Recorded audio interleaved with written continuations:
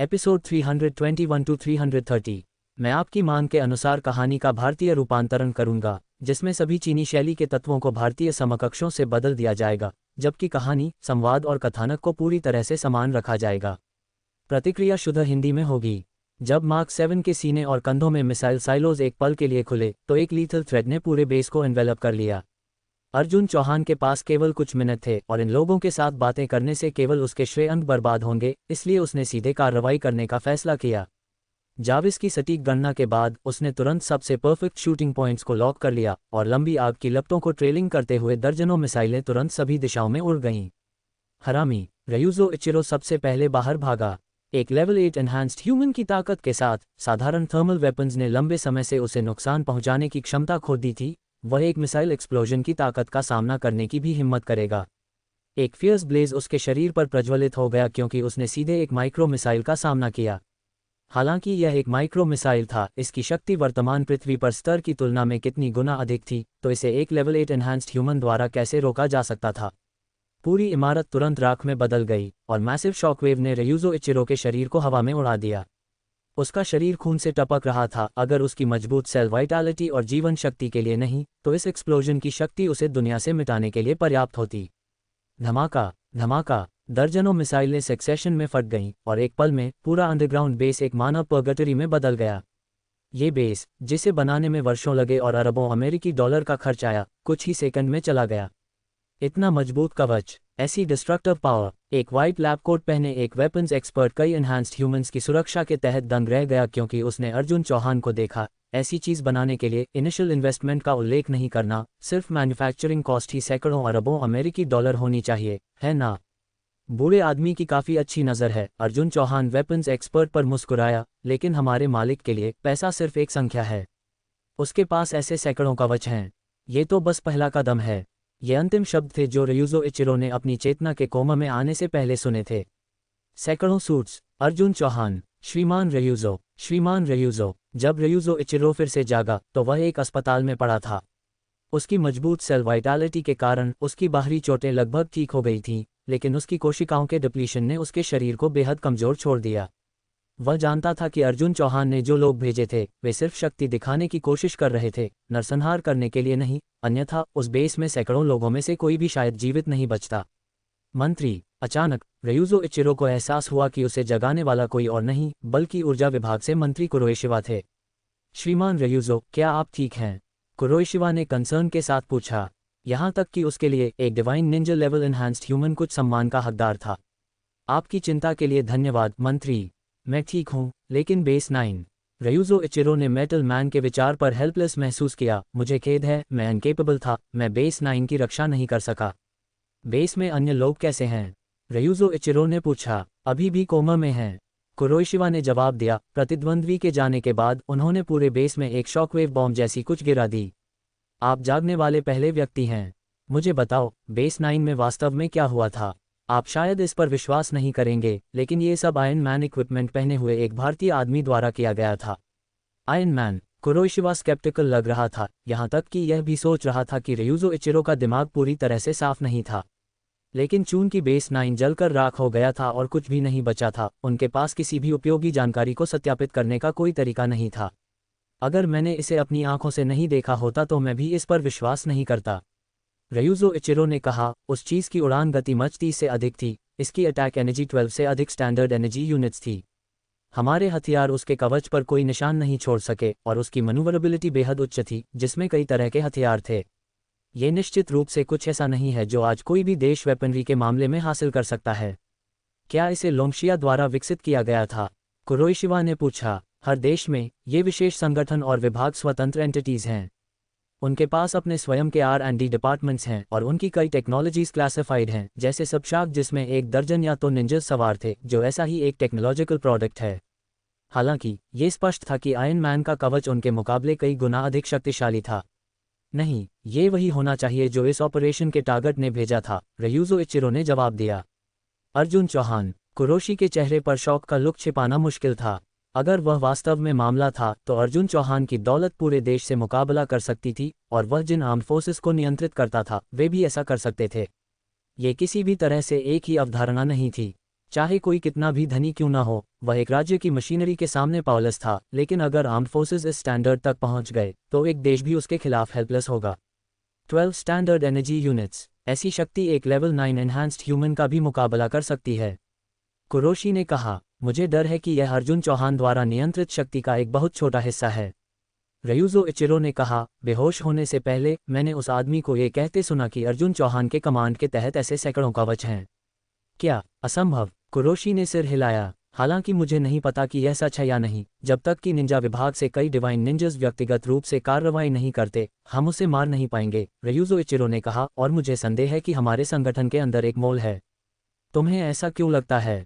हमारे ऑपरेशंस हमेशा मटिकुलसली प्लान रहे हैं, लेकिन भारत के द्वीप प्रांत के रास्ते पर प्रशांत महासागर में हमें अर्जुन चौहान के बलों द्वारा एम्बुश किया गया था, जिसका मतलब है कि हमारी ऑपरेशन प्लान उजागर हो गई है।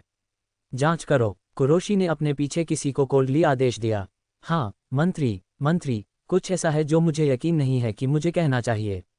बोलो। इससे पहले जब हमने और यूरोपीय और अमेरिकी कच्चे माल के आपूर्तिकर्ताओं ने अर्जुन चौहान की कंपनियों के खिलाफ कार्रवाई की तो उसने हमें परेशान नहीं किया, लेकिन इस बार हमने उसे मारने के लिए लोगों को भेजा जिसने शायद उसकी बॉटम लाइन को पार कर लिया है। मैंने उसे कहते सुना, ये केवल पहला कदम है। केवल पहला कदम? कुरोशी ने फ्राउन किया। क्या ऐसा हो सकता है कि अर्जुन चौहान आगे की कार्रवाई करेगा? आप आराम करें, बाकी हम पर छोड़ दें। मंत्री, रयूजो इचिरो ने कहा, शायद अर्जुन चौहान को नए पृथ्वी खनिजों का आयात करने से रोकना सबसे बुद्धिमान कदम नहीं था। अब तक वह अनस्केथ रहा है, जबकि हमने अपनी नेचुरल गैस और कोल सप्लाईज खो दी हैं, और अब हमने बेस नंबर 9 खो दिया है। क्या ये लागत इसके लायक है? कुरोशी साइलेंट रहा। रयूजो इचिरो ने साई किया। डैम, वह महंगा है। बेस नंबर 9 को नष्ट करने के बाद अर्जुन चौहान तुरंत भारत लौट आया। अपने श्रेय अंक को देखकर, जो अब सिंगल डिजिट्स में थे, अर्जुन चौहान ने अचानक पिंच महसूस किया। श्रीमान अर्जुन, क्या आप अभी बाहर गए थे? मैं आपको बहुत देर से खोज रहा था और आपको नहीं ढूंढ पाया। ओह, बस एक स्ट्रोल के लिए बाहर गया था, अर्जुन चौहान ने कैजुअली कहा। जिस समय वह बाहर निकला था और वापस आया था, वह कुल मिलाकर 10 मिनट से अधिक नहीं था। ये इनको छोड़कर किसी को नहीं पता था कि उसने पहले से ही काइबोन की यात्रा की थी और उनके एक बेस को भी नष्ट कर दिया था। ठीक है, आप मुझसे किस बारे में मिलना चाहते थे? श्रीमान अर्जुन, मैंने उन चिप सप्लायर्स के बारे में सभी जानकारी ढूंढ ली है जिनके बारे में आपने मुझे देखने के लिए कहा था। होंगी ने अर्जुन चौहान को एक दस्तावेज सौंपा। आपको ये किस लिए चाहिए? हे, अर्जुन चौहान ने मिस्चिवसली चकल किया, यह एक एहसान वापस करना ही सही है। उन्होंने सिलिकॉन चांदनी में एक हड़ताल का कारण बना और हमारी कंपनी की स्टेबिलिटी को डिसरप्ट किया। हमें जेस्चर चुकाने की ज़रूरत है। मैं, अर्जुन चौहान, पिटाई लेकर शांत बैठने वाला इंसान नहीं हूँ। ये हिंदी कहानी का रूपांतरण है जिसमें सभी चीनी तत्वों को भारतीय समकक्षों से बदल दिया गया है और इसे शुद्ध हिंदी में लिखा गया है। कौन सोच सकता था कि हमारी भारत की 5000 साल पुरानी सभ्यता इस टाइनी चिप से इतनी दब जाएगी कि हम फिर से उठ नहीं पाएंगे। ये वास्तव में दुखद है। अर्जुन चौहान ने कंपनियों की सूची को परखा। उन विकसित यूरोपीय और अमेरिकी देशों और काइबोन के अलावा किंगकियू देश जैसी एक छोटी सी जगह में भी एक विश्वस्तरीय सेमीकंडक्टर एंटरप्राइज है। श्रीमान अर्जुन, ये युग का एक प्रोडक्ट था। वास्तव में 1970 के दशक के अंत और 1980 के दशक की शुरुआत में हमारे देश की चिप टेक्नोलॉजी अमेरिका से केवल 5 से 6 साल पीछे थी और किंगकियू देश से बहुत आगे थी। हालांकि इसका विकास पूरी तरह से बाजार पर निर्भर था, बिना किसी नीतिगत समर्थन के। साथ ही विदेशी चिप्स के तेजी से बाजार पर कब्जा करने के साथ, जिससे वर्तमान स्थिति पैदा हुई। लेकिन किंगकियू देश ने अपनी बैकवर्डनेस के समय में इस बिंदु को पहचाना और स्वतंत्र अनुसंधान को फंड करने के लिए सीधे राष्ट्रीय कार्रवाई की। यही कारण है कि वे आखिरकार हमें पीछे छोड़ सके। ऐसा लगता है कि अन्य देशों की चीज़ों को अपना बताने के अलावा वे पूरी तरह से बेकार नहीं हैं, अर्जुन चौहान ने एक्सक्लेम्ड किया। श्रीमान अर्जुन, आप क्या करने की योजना बना रहे हैं? उन कंपनियों की प्रकृति में लगभग हमेशा राज्य शामिल होता है और आपके लिए व्यक्तिगत रूप से उनके शेयर्स का अधिग्रहण करना बहुत मुश्किल होगा। इसके अलावा उनके अधिकांश को-पर्सनल ने नॉन कम्पीट एग्रीमेंट्स पर हस्ताक्षर किए हैं। अगर आप उन सभी को पोच करके उन्हें शेल कंपनीज में बदलने के बारे में सोच रहे हैं, तो मुझे डर है कि यह आसान नहीं होगा। कंपनियों को नीचे उतारने के लिए अर्जुन चौहान के पिछले तरीके काफ़ी सीधे थे, या तो उन्हें पूरी तरह से खरीद लें और उनके साथ जैसा चाहे वैसा करें, या उनके सभी की लोगों को पोच करें। हालांकि ये टैक्टिक्स इस बार स्पष्ट रूप से काम नहीं करने वाले थे। किसने कहा कि मैं वह करने जा रहा था? अर्जुन चौहान ने एक मुस्कान के साथ कहा, उन कंपनियों को एक not so small industrial chain से घिरा होना चाहिए, है ना? हाँ श्रीमान अर्जुन, होंग यी ने कहा, सिलिकॉन चांदनी की तरह ही ये बड़े टेक एंटरप्राइजेस कई कच्चे माल आपूर्तिकर्ताओं, मशीनरी और उपकरण डीलरों और इसी तरह से घिरे हुए हैं। लेकिन ये एंटरप्राइजेस उतने टेक्नोलॉजिकली उन्नत नहीं हैं, वे ज़्यादातर लेबर इंटेंसिव इंडस्ट्रीज़ हैं या उनमें ऑटोमेटेड प्रोडक्शन की कुछ डिग्री है। अर्जुन चौहान के होंठों के कोनों पर एक फेंट स्माइल खेली। अर्जुन चौहान के एक्सप्रेशन को देखकर होंग ही को एक ठंडक महसूस हुई, लेकिन वह निश्चित थी कि उसके दिमाग में कुछ कनिंग प्लान जरूर होगा। Qualcomm electronics. अर्जुन चौहान ने मटीरियल्स पर नज़र डाली और आखिरकार इस विशेष कंपनी पर अपनी आंखें सेट कर दीं। श्रीमान अर्जुन, क्या आप इस कंपनी में रुचि रखते हैं? होंग यी ने पूछा। 1985 में स्थापित, वे दुनिया भर में 3G, 4G, 5G टेक्नोलॉजीज़ में शामिल रहे हैं और काइबोन के साथ उनका सहयोग बहुत करीबी है। कई वर्षों की साझेदारी के बाद अमेरिका 51% हिस्सेदारी रखता है और काइबोन 49% हिस्सेदारी रखता है, जिससे ये दुनिया की अग्रणी कम्युनिकेशन टेक्नोलॉजी कंपनीज में से एक बन गया है। यही है, अर्जुन चौहान ने घोषित किया। योजनाओं को बदलो, हम कल ज्ञानगंगा शहर वापस नहीं जा रहे हैं, हम पहले अमेरिका जा रहे हैं। होंग ही, वर्तमान में अमेरिका में हमारे परिवार की संपत्ति का प्रबंधन कौन कर रहा है? हवाई जहाज पर अर्जुन चौहान ने अपनी फाइन वाइन पी और स्नैक्स पर निबलिंग किया क्योंकि वह अचानक इस मामले के बारे में काफ़ी क्यूरियस हो गया। आपने उनके बारे में सुना होगा, डबर परिवार प्रभारी है, होंग ही ने जवाब दिया। डबर परिवार, वह जो हथियारों के व्यापार से शुरू हुआ? अर्जुन चौहान ने कन्फर्मेशन मांगा। डबर परिवार भी एक लेजेंडरी परिवार था, अमेरिका में सबसे पुराने, सबसे मिस्टीरियस और सबसे धनी लोगों में से। हाँ, वे, होंग यी ने कहा। कोई रास्ता नहीं। डबर परिवार की संपत्ति 1990 के दशक में केवल 150 अरब अमेरिकी डॉलर होने की सूचना थी। ऐसा कहा जाता है कि यूरोप में रोथस्चाइल्ड परिवार की संपत्ति 500 खरब अमेरिकी डॉलर से अधिक है। लेकिन रोथस्चाइल्ड परिवार डोरेलास कबीले का सिर्फ एक माइनर हिस्सा है। डबर परिवार की संपत्ति डोरेलास के एक उंगली के करीब भी नहीं आएगी, है ना? वे सिर्फ ऑनलाइन अफवाहें हैं, होंग यी ने गंभीरता से कहा। रोथस्चाइल्ड की संपत्ति 6% कॉम्पाउंड इंटरेस्ट के आधार पर कैलकुलेटेड है और वास्तविकता में उनका अनुमान 34 खरब अमेरिकी डॉलर के आसपास है। जहां तक डबर परिवार का सवाल है, उनकी एक्चुअल एसेट्स में शायद 3 और 0 हैं। 150 खरब। अर्जुन चौहान स्टैगरिंग संख्या से शॉक था। वह वास्तव में एस्ट्रोनॉमिकल है। हमारा परिवार डबर परिवार के साथ कैसे शामिल हुआ? वह 200 साल से अधिक पुरानी कहानी है, होंग यी ने कहा। आप जानते हैं, डबर परिवार ने बारूद से शुरुआत की थी, लेकिन उस युग में यह एक बहुत ही खतरनाक व्यवसाय था। पूरे इतिहास में डबर परिवार के बारूद कारखाने कम से कम 5 या 6 बार एक्सप्लोडेड हुए। 1818 में विस्फोट ने उनकी दौलत को मिटा दिया और यहाँ तक कि उनके संस्थापक यलेड डबर उस विस्फोट में लगभग मर गए। जब वह एक्सप्लोजन हुआ तो अर्जुन चौहान के परदादा अर्जुन दास अमेरिका में एक शराब का व्यवसाय कर रहे थे। वह डबर के बारूद कारखाने के पास रहते थे और आसमान छूती लपटों और एक्सप्लोजन ने उन्हें उनकी नींद से झकझोर दिया।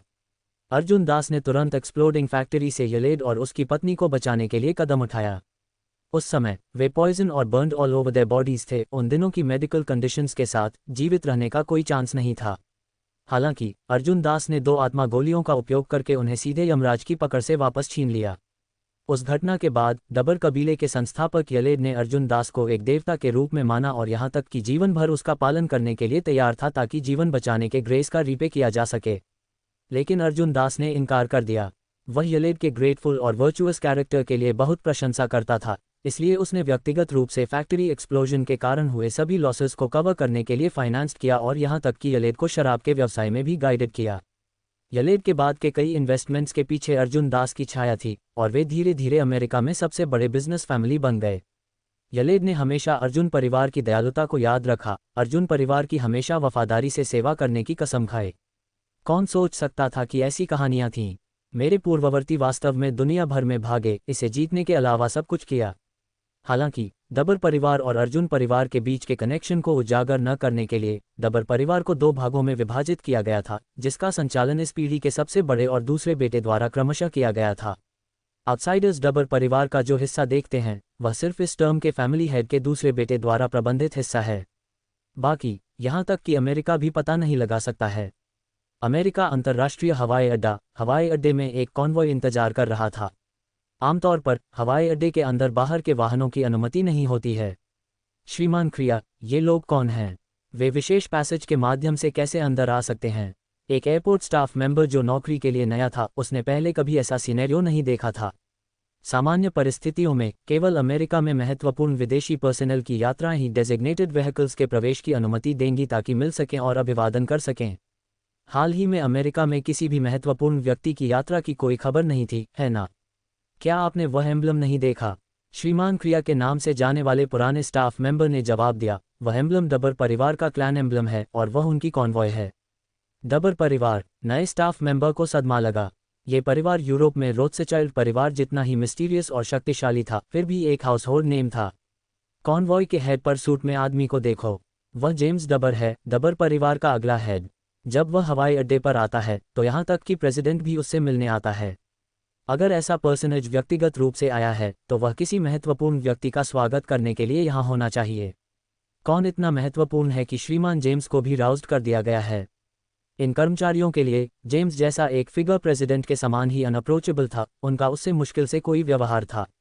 एक अननोन फिगर का स्वागत करने के लिए हवाई अड्डे पर डबर परिवार का अपीयरेंस पूरी तरह से अनफोर्सीन था और अमेरिका के मीडिया के लिए वह एब्सोल्युटली बिग न्यूज़ थी। जानकारी प्राप्त होने पर मीडिया के झुंड वहां फ्लॉक्ट हो गए। वे हवाई अड्डे में प्रवेश करने में असमर्थ थे और केवल वेटिंग हॉल में एक दूरी से सब कुछ देख सकते थे। यह आ गया, ये वह प्राइवेट जेट होना चाहिए। वह प्राइवेट जेट बोइंग के बीबीजे जैसा दिखता है। जेट की बेस प्राइस अकेले 80 मिलियन अमेरिकी डॉलर से अधिक है। हो, उस पर लिखावट, एक भारतीय हवाई जहाज, कोई बाहर आ रहा है, जल्दी लेंस बदलो। वह चेहरा, वह अर्जुन चौहान दुनिया का सबसे अमीर आदमी जैसा दिखता है। क्या अर्जुन चौहान अमेरिका आया है? ये खत्म हो गया। अमेरिका में उथल पुथल होने वाली है। मैं आपकी मांग के अनुसार कहानी का भारतीय रूपांतरण करूंगा, जिसमें सभी चीनी शैली के तत्वों को भारतीय समकक्षों से बदल दिया जाएगा, जबकि कहानी, संवाद और कथानक को पूरी तरह से समान रखा जाएगा। प्रतिक्रिया शुद्ध हिंदी में होगी। जूम उपकरण का उपयोग करके मीडिया आखिरकार उस युवक को स्पष्ट रूप से देख पाया जो विमान से उतरा था। वह कोई और नहीं बल्कि दुनिया का सबसे अमीर आदमी अर्जुन चौहान था। अब तक अर्जुन चौहान ने कई स्थानों का दौरा किया था और जहां भी वह गया उथल पुथल उसका पीछा करती दिख रही थी। ट्रबल पैदा करने की उसकी क्षमता ने लगभग दुनिया भर के लोगों को डर से कांपने पर मजबूर कर दिया था। किंगक्यू देश में उसने लगभग पूरे देश की अर्थव्यवस्था को कोलैप्स कर दिया था। अंत में फाइनेंस डिपार्टमेंट ने लाइव कॉन्क्वेस्ट गाया, जिससे पूरी तरह से नेशन का अपमान हुआ। जबकि यूरोप में उसने लगभग लूनेटिक्स के एक समूह को चैम्प्स एलिसी को स्वीप करने की अनुमति दी थी। उसने यहां तक कि मरे नामक एक इन्वेस्टिगेटर से पूरी दुनिया के सामने एक पोल डांस करवाया। वह दिन फ्रैंकफर्ट साम्राज्य के लिए बस एक नाइटमेयर था और उस पोल डांस का वीडियो अभी भी दुनिया भर के प्रमुख वीडियो प्लेटफॉर्म्स पर एक्टिव रहा। उसने भारत में खजाना द्वीप प्रांत की एक यात्रा की। उसने सीधे चिप सप्लायर्स को भगा दिया, उन्हें पूरी तरह से भारतीय बाजार से एक्सपेल कर दिया। हालांकि इसका अर्जुन की प्रतिष्ठा पर कोई सिग्निफिकेंट इम्पैक्ट नहीं पड़ा। इसने संबंधित अमेरिकी और यूरोपीय फर्म्स को 60% बाजार हिस्सेदारी खोने का कारण बना, जिससे उन्हें अन्य देशों में अपने चिप एक्सपोर्ट्स को बढ़ाने के लिए मजबूर होना पड़ा। इनडायरेक्ट लॉसेस काफ़ी थे। अब ये स्कर्ज सीधे अमेरिका आ गया था। पिछले स्क्रिप्ट के अनुसार ऐसा लग रहा था कि अमेरिका एक और टर्ब्यूलेंट टाइम से गुजरने वाला था। वर्तमान में सभी मीडिया के लिए सबसे अधिक चिंता का विषय ये था कि डबर परिवार के नेता व्यक्तिगत रूप से अर्जुन चौहान का स्वागत करने क्यों गए थे। क्या उनके बीच कुछ बिजनेस कोऑपरेशन था? हालांकि उनकी समझ के अनुसार डबर परिवार का भारत में एंटरप्राइजेस के साथ कुछ बिजनेस डीलिंग्स था। यहाँ तक कि क्वीन राजवंश के युग में भी इन बिजनेसेस का अर्जुन चौहान से कोई संबंध नहीं होना चाहिए। तो ये सब क्या था? श्रीमान अर्जुन, ये सज्जन श्रीमान जेम्स डबर हैं, इस पीढ़ी के लिए डबर परिवार के नेता होंगी ने पेश किया। मैं माफ़ी चाहता हूँ श्रीमान अर्जुन, ऐसे ओकेजन में हमारे पूरे परिवार को आपका स्वागत करने के लिए आना चाहिए था। हालांकि मेरे पार्टनर और छोटे भाई कुछ अर्जेंट बिजनेस मैटर्स में भाग ले रहे हैं, इसलिए केवल मैं ही आपसे मिलने आ पाया हूँ। कृपया हमारी असभ्यता को माफ़ करें। ये कहने के बाद जेम्स ने अर्जुन चौहान को 90 डिग्री एंगल पर गहरा बो किया। देखो, श्रीमान जेम्स वास्तव में अर्जुन चौहान को बो कर रहे हैं। दुनिया में क्या चल रहा है? जल्दी इसे कैमरे में कैद करो। ये निश्चित रूप से आज की हेडलाइन न्यूज़ होने जा रही है। मीडिया ने तुरंत इस सीन को रिकॉर्ड कर लिया। हालांकि अर्जुन चौहान दुनिया का सबसे अमीर आदमी था, किसी ने कभी नहीं सोचा था कि वह वास्तव में इनविंसिबल था। डबर परिवार की पब्लिकली डिक्लेयर्ड एसेट्स केवल 150 अरब अमेरिकी डॉलर थी, लेकिन किसी ने वास्तव में विश्वास नहीं किया कि उनकी एसेट्स सिर्फ उतनी ही थी, क्योंकि यह फिगर 30 साल पुरानी थी। इन 30 वर्षों में डबर परिवार को बिजनेस में लगभग कोई सेटबैक्स नहीं मिला था। ऐसे लंबे समय के तहत उनकी एसेट्स में कई गुना वृद्धि हुई होगी, कौन इस पर विश्वास नहीं करेगा। यहाँ तक कि 2 या 3 साल पहले डबर और रोथस्चाइल्ड परिवारों के नेताओं ने एक साथ भोजन किया था। उस समय लीक हुई कुछ फोटोज के अनुसार उनका संबंध काफ़ी एमिएबली लग रहा था। एक परिवार के क्लैन लीडर जिसके एसेट्स 500 खरब अमेरिकी डॉलर के थे और 150 अरब के एक के बीच की उम्मीद के बिल्कुल विपरीत। इसलिए मीडिया में उन लोगों की आंखों में डबर परिवार की एसेट्स कम से कम अर्जुन चौहान के समान स्तर पर थी। अब तक डबर परिवार बहुत बढ़ गया था, जिसमें सदस्यों की एक अनोम संख्या थी और विभिन्न सेक्टर्स में व्यवसाय फैले हुए थे। इस बीच अर्जुन चौहान के बारे में सार्वजनिक नॉलेज ने संकेत दिया कि वह सिर्फ एक सेकंड जनरेशन रिच इनहेरिटर था और उसका परिवार वेल नोन नहीं था, जिसने उनके बीच एक सिग्निफिकेंट गैप को भी उजागर किया।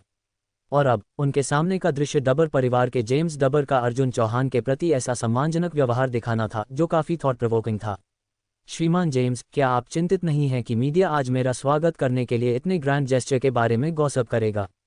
अर्जुन चौहान मुस्कुराया। अगर वे कहानियां गढ़ना शुरू कर देते हैं तो यह आपके बिजनेस को प्रभावित कर सकता है या यहां तक कि उच्च अथॉरिटी से ट्रबल ला सकता है। मैं अभी बिल्कुल पॉपुलर नहीं हूं, वे सिर्फ अननोइंग बग्स हैं, जेम्स ने कोल्डली कहा, और अथॉरिटीज हमारे परिवार के साथ कुछ भी करने की हिम्मत नहीं करेंगे। बहुत समय पहले हमारे डबर परिवार ने लुइजियाना खरीद की सुविधा दी थी, जिसने अमेरिका के भूमि क्षेत्र को दोगुना कर दिया। अमेरिका के पास उस जमीन को वापस खरीदने के लिए फंड्स नहीं थे और अब उन्हें अभी भी हमारे डबर परिवार को हर साल 77 अरब अमेरिकी डॉलर का इंटरेस्ट देना पड़ता है। हे भगवान, अमेरिका पर आपका इतना पैसा बकाया है, अर्जुन चौहान ने एक्सक्लेम्ड किया। कोई आश्चर्य नहीं कि जेम्स रिपरकशंस के बारे में चिंतित नहीं था। अमेरिकाज में उनके इन्फ्लुएंस के साथ वे व्यावहारिक रूप से कुछ कंस्ट्रेंट्स को इग्नोर कर सकते थे, दूसरे उनके विम्स पर डिपेंडेंट थे, बजाय इसके कि दूसरा तरीका हो। श्रीमान अर्जुन, मेरे पिता और भाई अपना बिजनेस खत्म करने के बाद वे तुरंत आपसे मिलने के लिए घर वापस आएंगे। अभी के लिए मैं आपको हमारे एस्टेट में ले जाऊंगा, जेम्स ने सम्मानपूर्वक कहा। हमने पहले ही शेफ से रात का खाना तैयार करवा दिया है। मुझे उम्मीद है कि अमेरिका में आपका प्रवास स्मूथली जाएगा। आपकी कड़ी मेहनत के लिए धन्यवाद। अर्जुन चौहान और होंगी कार में चढ़ गए और मोटरकेड हवाई अड्डे से निकल गया, सड़क के अंत में गायब हो गया। दुनिया का सबसे अमीर आदमी अर्जुन चौहान अमेरिका का दौरा करता है। डबर परिवार के नेता जेम्स डबर द्वारा व्यक्तिगत रूप से स्वागत किया गया। जेम्स डबर ने सार्वजनिक रूप से अर्जुन चौहान को बो किया, उसका attitude respectful. Arjun Chauhan America की अपनी यात्रा के साथ वास्तव में क्या लक्ष्य बना रहा है? हमारा अखबार इस कहानी का पालन करना जारी रखेगा। कई घंटे बाद ऑनलाइन आर्टिकल्स की बाढ़ आ गई और तुरंत हर कोई जानता था कि अर्जुन चौहान अमेरिका पहुंच गया था। डुवर परिवार के हेड ने व्यक्तिगत रूप से उनका स्वागत किया। श्रीमान अर्जुन निश्चित रूप से बहुत इन्फ्लुएंस रखते हैं। कोई आइडिया नहीं कि श्रीमान अर्जुन इस बार अमेरिका में किस लिए हैं। क्या किसी बिग शॉट का कोई अनुमान है? कुछ दिन पहले श्रीमान अर्जुन को फिर से बाओ द्वीप प्रांत में सिलिकॉन चांदनी में देखा गया था। क्या यूरोप और अमेरिका ने भारत को हाई एंड चिप्स और कच्चे माल की सप्लाई बंद नहीं कर दी है? मुझे पूरा यकीन है कि श्रीमान अर्जुन यहाँ उसी के लिए हैं। वह समझ में नहीं आता। श्रीमान अर्जुन ने कहा कि वह चीज़ों को स्वतंत्र रूप से विकसित करना चाहता था, उसे अब केवल काइबोन से नए पृथ्वी खनिजों का आयात करने की आवश्यकता है। अगर वह कहीं भी जाता तो उसे काइबोन जाना चाहिए था, तो वह अमेरिका में क्या कर रहा है? वह यहाँ जिस भी चीज़ के लिए है, मुझे बस लगता है कि यह निश्चित रूप से कुछ भी अच्छा नहीं है। हा, अमेरिका में दोस्तों, अब आप अपने दम पर हैं। उस दिन उन्हें आखिरकार श्रीमान अर्जुन द्वारा हावी डर याद आया। डुवर परिवार का मैंशन असाधारण रूप से लग्जूरियस था, यहाँ तक कि यूरोप में रोथस्चाइल्ड एस्टेट से 4 गुना बड़ा था और पूरे परिवार में ट्रेडिशनल सोलेमनिटी का एयर था। एक लैविश डिनर के बाद जेम्स ने अपने बेटे को व्यक्तिगत रूप से अर्जुन चौहान को उसके रूम तक एस्कॉर्ट करने के लिए कहा। जेम्स के बेटे का नाम ओटो डुवर था, एक 21 वर्षीय युवक। इस समय के दौरान ओटो भी अपने मामलों में अर्जुन चौहान की सहायता करेगा। श्रीमान अर्जुन, क्या आपकी गर्लफ्रेंड आपके साथ नहीं है? ओह, उसके जल्द ही उसके ग्रेजुएट इंटरव्यूज हैं, इसलिए मैं केवल अपनी असिस्टेंट को लाया, अर्जुन चौहान ने कहा। आप क्यों पूछ रहे हैं? बस यह नहीं चाहता था कि श्रीमान अर्जुन रात में लोनली हो, ओटो ने कहा। अगर आप चाहते हैं कि आज रात कोई आपके साथ सोने के लिए आए, श्रीमान अर्जुन, मैं इसे तुरंत अरेंज कर सकता हूँ। नहीं, मैं यहाँ सीरियस बिजनेस के लिए हूँ। चिंता मत करो श्रीमान अर्जुन, हमारे मैंशन में हर रूम में उत्कृष्ट साउंड प्रूफिंग है, इसलिए आपको अपने असिस्टेंट के वापस जाकर अपनी गर्लफ्रेंड को बताने के बारे में चिंता करने की ज़रूरत नहीं है, ओटो ने, मैं समझता हूँ, कसमक के साथ कहा। आपके बेडसाइड टेबल के ड्रॉअर में एक छोटी नोटबुक और एक फ़ोन है जो मैंने आपके लिए विशेष रूप से तैयार किया है। मैं आपको अब और परेशान नहीं करूँगा, ओटो ने कहा। अर्जुन चौहान के पीछे मुड़कर दरवाज़ा बंद कर दिया। आजकल के युवा, वास्तव में, वे क्या सोचते हैं? अर्जुन चौहान की नज़र एक्सक्विजिट बेडसाइड टेबल पर पड़ी। उसने एक पल के लिए पॉन्डर किया, एक गहरी सांस ली। मैं सिर्फ क्यूरियस हूँ, केवल क्यूरियस। अर्जुन चौहान ने बेडसाइड टेबल खोला, छोटी नोटबुक निकाली, फिर पहला पेज खोला। महिला सेलिब्रिटीज के लिए विशेष कॉन्टैक्ट इन्फो। टॉप टियर महिला celebrities sexy type 28 numbers. Top tier महिला celebrities pure type 32 numbers. Holy shit, Arjun Chauhan ने नोटबुक को जल्दी से ड्रॉअर में वापस स्टफ कर दिया। ये विदेशी निश्चित रूप से जानते हैं कि मजा कैसे करना है। मैंने आपकी पिछली जानकारी को सुरक्षित कर लिया है। यहाँ आपकी कहानी का भारतीय सेटिंग में रूपांतरण है। महिला हस्तियों के संपर्क विवरणों के उस मोटे ढेर को पलटते हुए अर्जुन चौहान ने कई ऐसी महिलाओं को देखा जिनकी देवी के रूप में पूजा की जाती थी, यहाँ तक कि कियारा भी उनमें शामिल थी, जिससे वह पहले एक बार यूरोप में मिल चुका था। फ़ोन नंबर बहुत खास था। ये नंबर पूरे सिंघानिया परिवार का प्रतिनिधित्व करता था। इससे इन अभिनेत्रियों को किए गए कॉल शाही फरमान की तरह थे। बेशक वे कॉल को अनदेखा करना चुन सकती थीं, लेकिन इसके परिणाम शायद गंभीर होते। उद्योग के भीतर सूक्ष्म रूप से प्रताड़ित होना या यहाँ तक कि ब्लैकलिस्ट होना तो बस बुनियादी परिणाम थे। युद्धकला और साधना पर ध्यान दो, महिलाओं पर नहीं। अर्जुन चौहान ने कुछ ही सांसों में उन विचारों को दबा दिया। क्या एक रात के लिए त्रिशक्ति एकीकरण मानसिक विधि का अभ्यास करना अधिक सुगंधित नहीं है? ... एक रात की साधना ने न केवल अर्जुन चौहान को तरोताजा महसूस कराया, बल्कि इससे उनकी शारीरिक फिटनेस में भी थोड़ा सुधार हुआ। नहाने के बाद वह अपने कमरे से बाहर निकले, आज कुछ हलचल मचाने के लिए तैयार। श्रीमान चौहान, क्या आप कल रात अच्छी तरह सोए? आर्यन ने एक धूर्त चापलूसी भरी मुस्कान के साथ पूछा। ये स्पष्ट था कि उसे नहीं लगता था कि अर्जुन चौहान उन सुडौल और खूबसूरत अभिनेत्रियों के आकर्षण का विरोध कर सकते थे। बुरा नहीं, अर्जुन चौहान ने अपनी आंखें घुमाईं। आर्यन ठेठ अमीर दूसरी पीढ़ी का था, अशिक्षित, जिसके दिमाग में केवल पैसा और महिलाएं थीं। फिर भी जब तक वह कुछ ज्यादा ही आपत्तिजनक नहीं करता, अर्जुन चौहान को सिंघानिया परिवार के मामलों में दखल देने की परवाह नहीं थी। श्रीमान चौहान, मेरे पिता ने निर्देश दिया है कि भारत में आपके प्रवास के दौरान मैं आपके मामलों में सहायता के लिए किसी भी संसाधन को जुटा सकता हूं, आर्यन ने उत्साहित होकर कहा। सिंघानिया परिवार के एक मुख्य सदस्य के रूप में वह स्वाभाविक रूप से जानता था कि परिवार के संसाधन बाहरी लोगों की तुलना में कितने विशाल थे, लेकिन ऐसा अधिकार उसके दादा, पिता और चाचाओं के हाथों में था। उनकी पीढ़ी इसमें दखल देने के योग्य नहीं थी। हालांकि इस बार अर्जुन चौहान के भारत आने के साथ किसी को उनके साथ रहने की आवश्यकता थी। साथ ही परिवार के व्यवसाय की उपेक्षा नहीं की जा सकती थी। इसलिए कुछ चर्चाओं के बाद विक्रम सिंघानिया ने आर्यन को अधिकार सौंप दिया, जो पहली बार था जब उसके पास इतनी महत्वपूर्ण शक्ति थी। परिवार के संसाधनों के भीतर, जिसमें संबंध, पैसा और यहाँ तक कि वह रहस्यमय गार्ड टीम भी शामिल थी, आर्यन अब उनका बिना शर्त और असीमित रूप से उपयोग कर सकता था, जब तक वह अपने पिता को रिपोर्ट करता था। बेशक यह विक्रम सिंघानिया की ओर से आर्यन के लिए एक परीक्षा भी थी, ये देखते हुए कि परिवार की संपत्ति अंततः आर्यन की पीढ़ी को सौंप दी जाएगी। तो इस दौरान मेरे साथ रहो, अर्जुन चौहान ने घोषणा की। आर्यन स्पष्ट रूप से एक मस्खरा था। उसके आसपास ऐसी हंसमुख उपस्थिति भारत की यात्रा को और अधिक दिलचस्प बना सकती है। ये बहुत अच्छा है। हालांकि आर्यन अर्जुन चौहान से बहुत परिचित नहीं था, उसके पिता और दादा ने हमेशा कहा था कि चौहान परिवार की हर पीढ़ी असाधारण रूप से प्रतिभाशाली थी। उनका अनुसरण करके कोई भी कई उपयोगी चीजें सीख सकता था। उन्होंने बार बार इस बात पर जोर दिया था, यदि अर्जुन चौहान के साथ रहने का मौका मिले तो उसे ध्यान से सुनना और ईमानदारी से सीखना चाहिए। श्रीमान चौहान का अनुसरण करके मुझे यकीन है कि मैं बहुत कुछ सीख सकता हूँ। ये बच्चा बिना जाने ही चोरों के जहाज पर चढ़ गया, रवि ने फुसफुसाते हुए कहा। अर्जुन चौहान का अनुसरण करने से वास्तव में बहुत कुछ सीखने को मिला, जैसे धूर्त होना, बेशर्म होना, बेतुकी बातें करना और पैसे को शक्ति के रूप में इस्तेमाल करना। श्रीमान चौहान, कहाँ चलना है?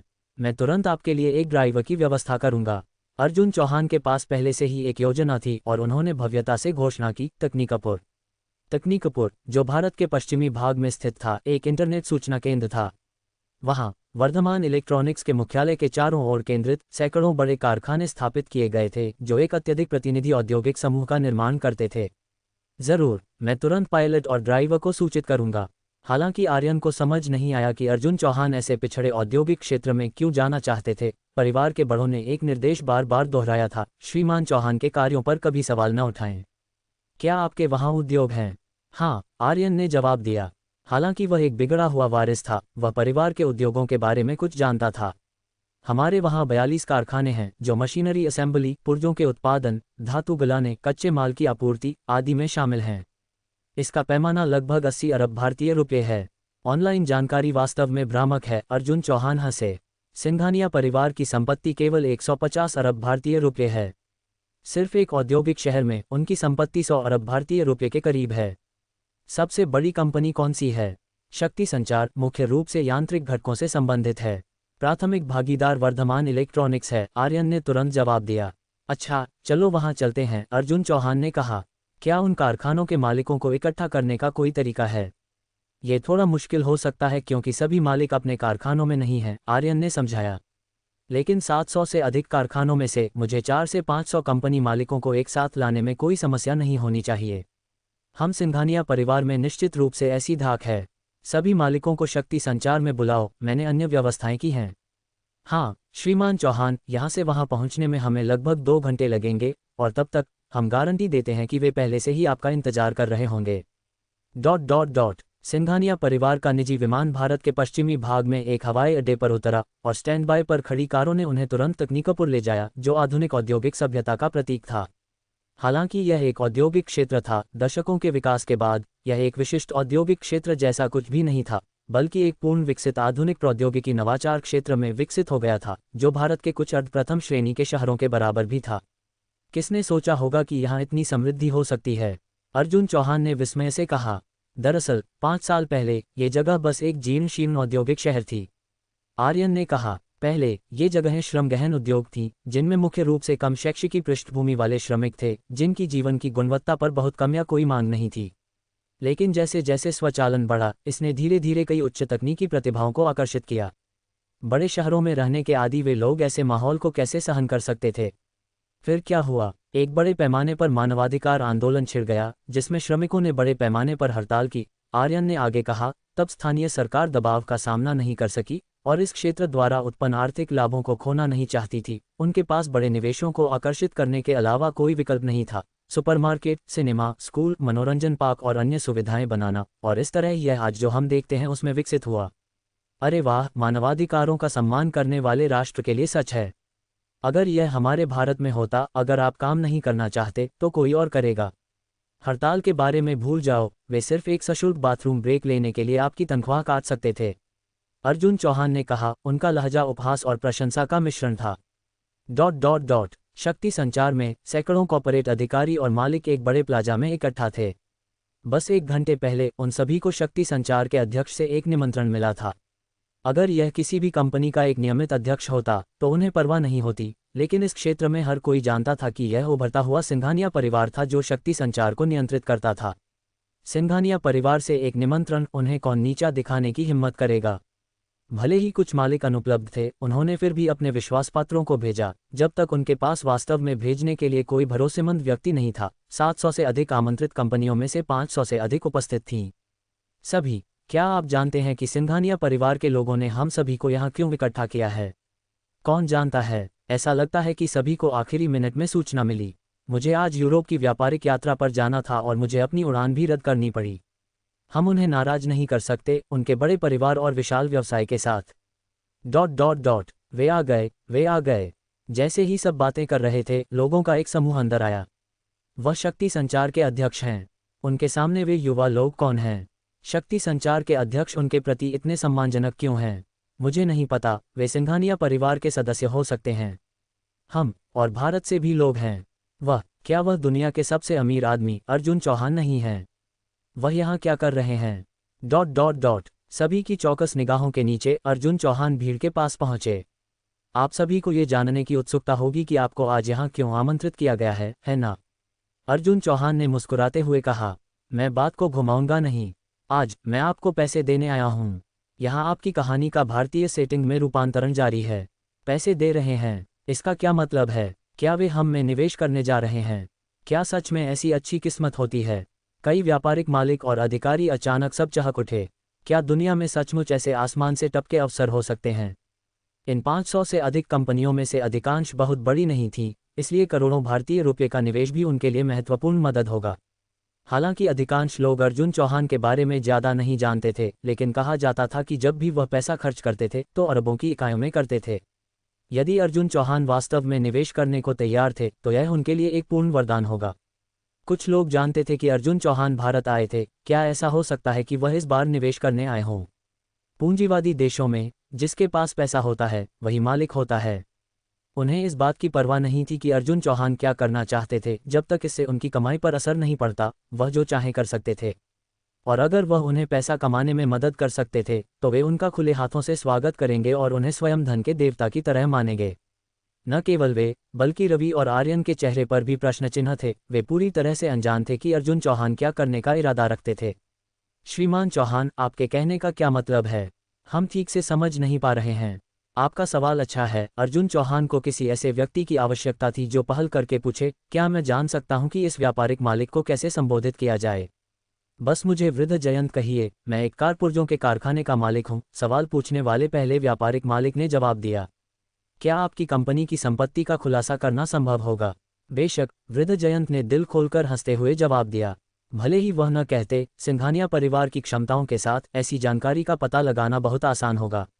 उनकी संपत्ति दूसरों की संपत्ति के दशमलव बिंदुओं की तुलना में भी कुछ नहीं थी, इसलिए छिपाने के लिए कुछ भी नहीं था। मेरी कंपनी की संपत्ति लगभग 24 करोड़ भारतीय रुपये है।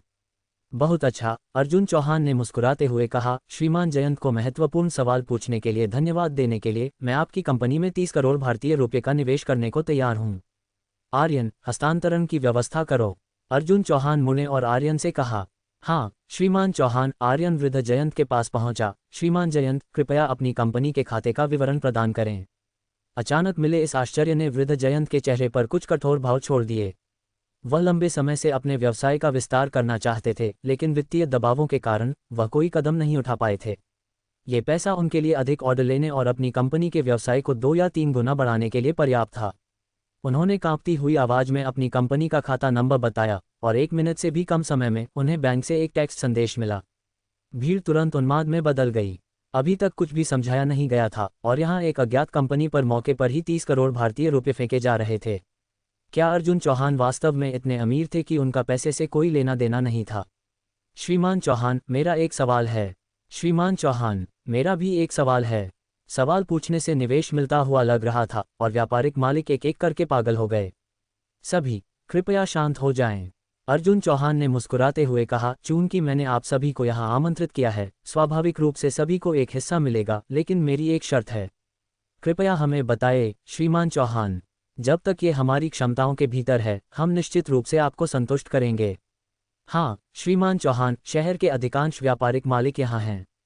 भले ही यह हमारी पहुंच से बाहर हो, हम इसे आपके लिए पूरा करने का तरीका खोज लेंगे। मेरी शर्त बहुत सरल है। अर्जुन चौहान ने आगे कहा, जो पैसा मैं आपकी कंपनियों में निवेश करता हूं, उसका आधा आपको अपने कर्मचारियों को वेतन वृद्धि देने के लिए उपयोग करना होगा, जिसमें 100% से कम की वृद्धि न हो जब तक कि इस हिस्से का पैसा उपयोग न हो जाए। अन्य कंपनियों को छोड़कर शामिल हुए कर्मचारी योग्य नहीं होंगे। बचे हुए पैसे से यदि आप लाभ कमाते हैं तो मुझे केवल 50% लाभ चाहिए। यदि नुकसान होता है तो मुझे एक भी पैसा वापस नहीं चाहिए। बस इतना ही। अनुरोध अजीब था, लेकिन पूरा करना बहुत मुश्किल नहीं था। हालांकि आधे निवेश का नुकसान होगा, ये निवेश पूरी तरह से नकद था। उदाहरण के लिए, वृद्ध जयंत की कंपनी को लें। उन्होंने अपने कर्मचारियों को वेतन वृद्धि देने में 15 करोड़ भारतीय रुपये खर्च किए, लेकिन शेष 15 करोड़ भारतीय रुपये उनकी कंपनी की कार्यशील पूंजी से अधिक थे। यह अधिक से अधिक एक छोटा लाभ था। हालांकि उन्हें अर्जुन चौहान के साथ 50% लाभ साझा करना था। अर्जुन ने कहा कि यह उनके निवेश से प्राप्त रिटर्न का केवल 50% था, जो पूरी तरह से लाभ था।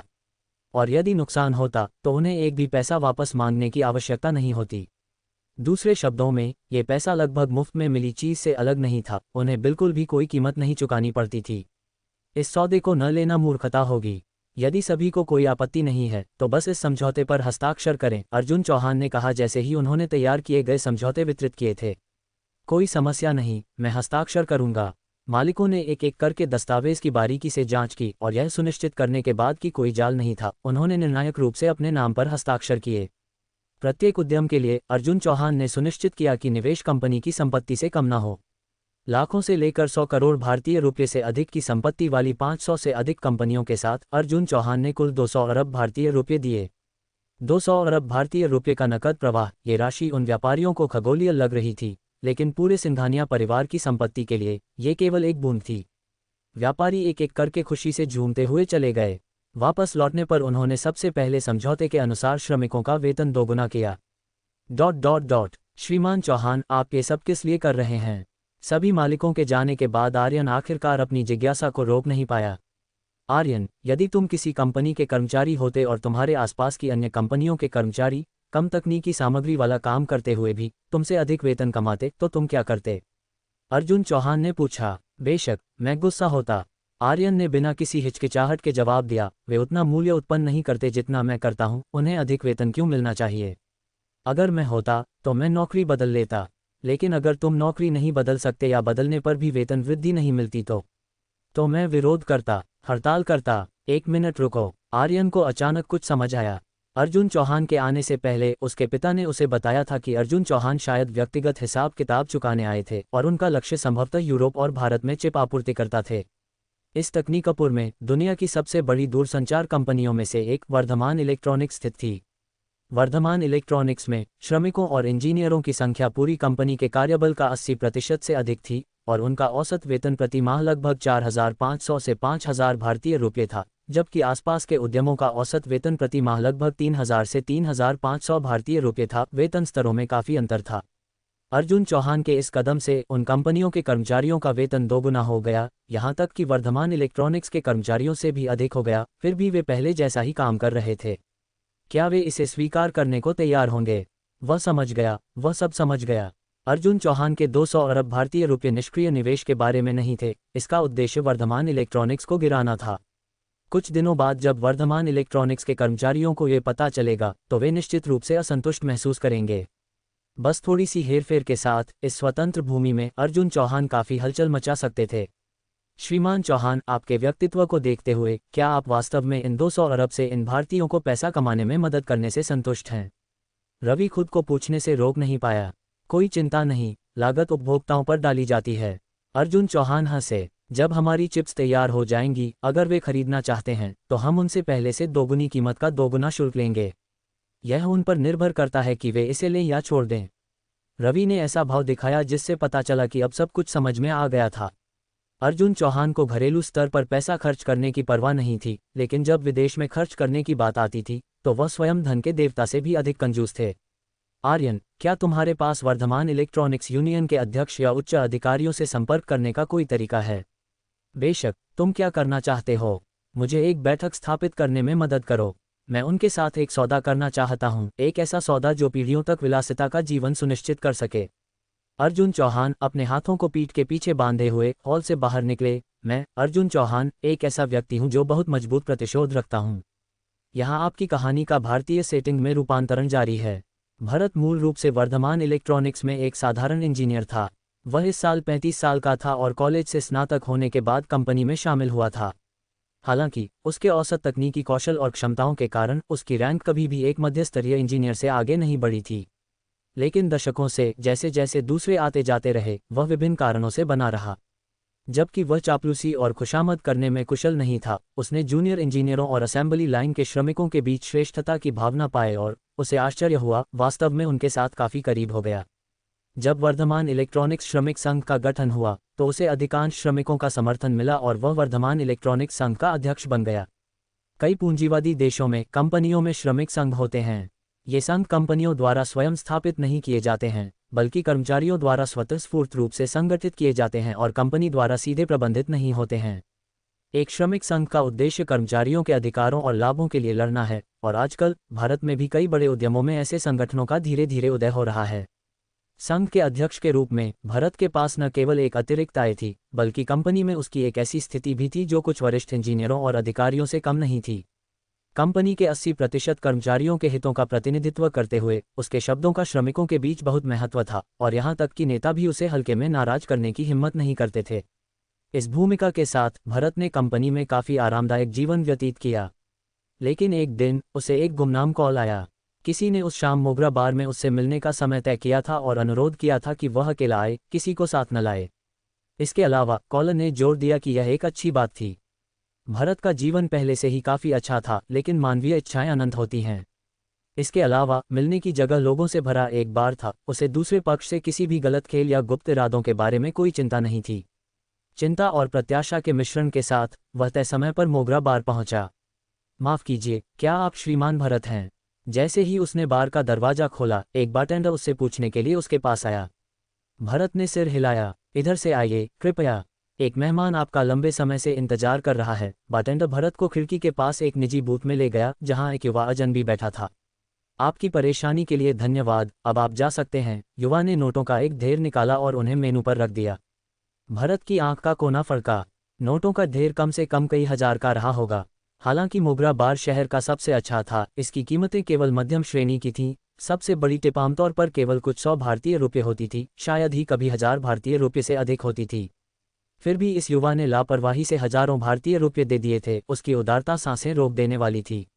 उसकी नज़र तेजी से युवा के पहनावे पर पड़ी, जिस पर कोई लोगो नहीं था, लेकिन सामग्री और कारीगरी दोनों ही उत्कृष्ट थीं।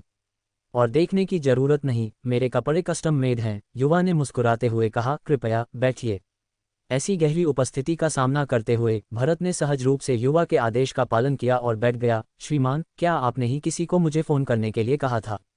आप भरत, वर्धमान इलेक्ट्रॉनिक्स संघ के अध्यक्ष हैं ना? हाँ, भरत ने सिर हिलाया। मैं अपना परिचय देता हूँ, युवा ने अपने सामने की रेड वाइन पीते हुए कहा। मेरा नाम आर्यन सिंघानिया है। आप मुझे नहीं जानते होंगे, लेकिन आपने मेरे पिता का नाम जरूर सुना होगा। उनका नाम विक्रम सिंघानिया है। जैसे ही भरत ने वह नाम सुना, वह आवेग में खड़ा हो गया। उसके चेहरे पर सदमा साफ दिख रहा था। आप सिंघानिया परिवार के बेटे हैं। कोई आश्चर्य नहीं कि उसके हाव भाव इतने उदार थे। पूरे भारत में सिंघानिया उपनाम लगभग शाही जैसा लगता था।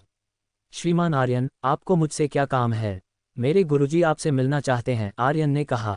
आपके गुरुजी? भरत का दिमाग तेजी से दौड़ने लगा। क्या यह उसके पिता थे, या उसके दादा, या सिंघानिया परिवार का कोई और मुख्य सदस्य?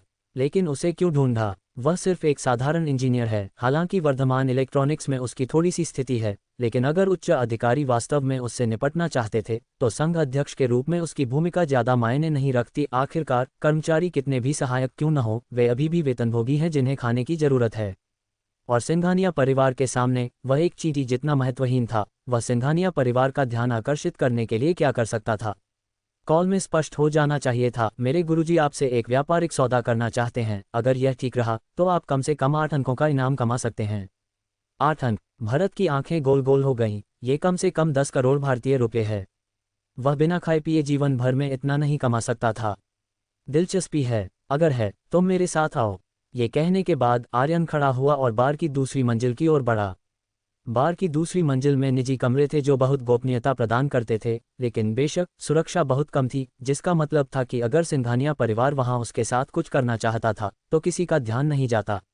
लेकिन इस पर विचार करते हुए वह सिर्फ एक साधारण व्यक्ति था, और भले ही इसका मतलब सिंघानिया परिवार को नाराज करना होता, उसके पास ऐसे कार्य की क्षमता नहीं थी।